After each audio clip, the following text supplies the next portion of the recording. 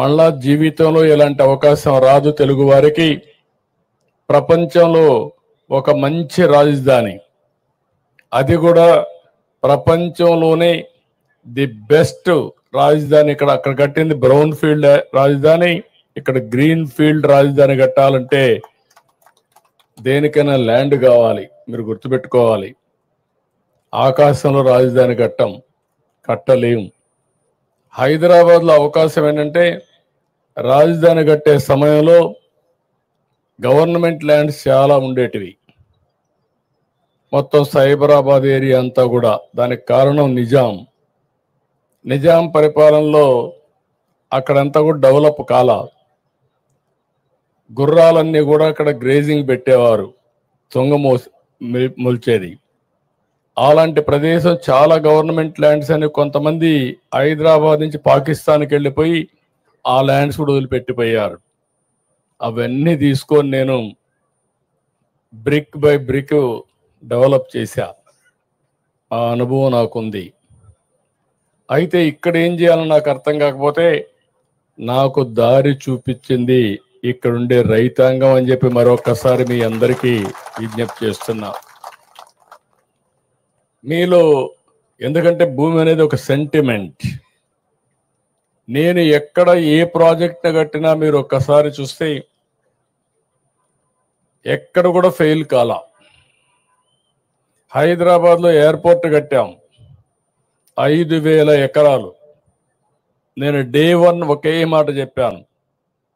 నేను చెప్పింది మీరు ఎయిర్పోర్ట్కి భూమి ఇవ్వండి, ఇక్కడ ఎయిర్పోర్ట్ కడతాం, లిబరల్గా కాంపన్సేషన్ ఇస్తాం, అది పక్కన మీరు కొనుక్కోండి, దీనికంటే 10 ఇంతలు రేటు పెరుగుతుందని చెప్పి చాలా స్పష్టంగా చెప్పాను. వాళ్ళు ఆ పని చేశారు.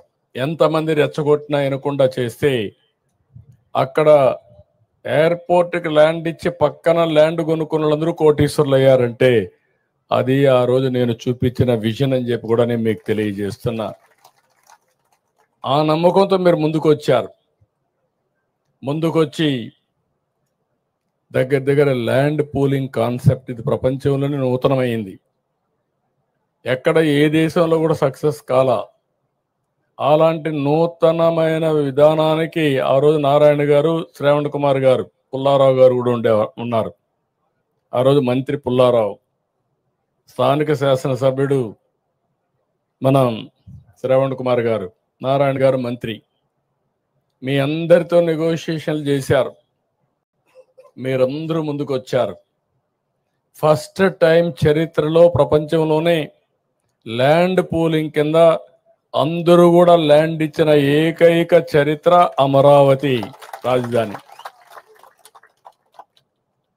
అది నా జీవితంలో ఎప్పుడూ మర్చిపోలేను. అలాంటి దీనికి దోహదం చేశారు. తర్వాత జరిగిన 5 ఏళ్ళు. అయితే ఆ రోజు మనం గుర్తుపెట్టుకోవాల్సింది, ముందు రాజధాని ఎక్కడ పెట్టాలని నిర్ణయం జరిగింది. ఆ తర్వాత మీరు ల్యాండ్ ఇవ్వడానికి కొంత సమయం ఏ విధంగా రావాలి, పాలసీ అన్ని కూడా నిర్ణయించాం. ల్యాండ్ పూలింగ్ చేశాం. అప్పటికే లేట్ అవుతుందంటే సెక్రటరియట్ కట్టాం, అసెంబ్లీ కట్టాం.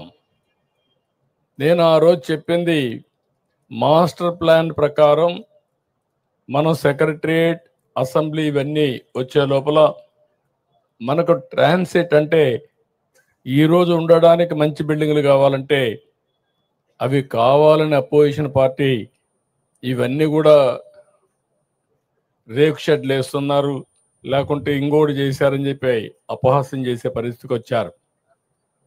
కానీ ఈరోజు నేను చెప్తున్నా, ఐఎమ్ వెరీ హ్యాపీ.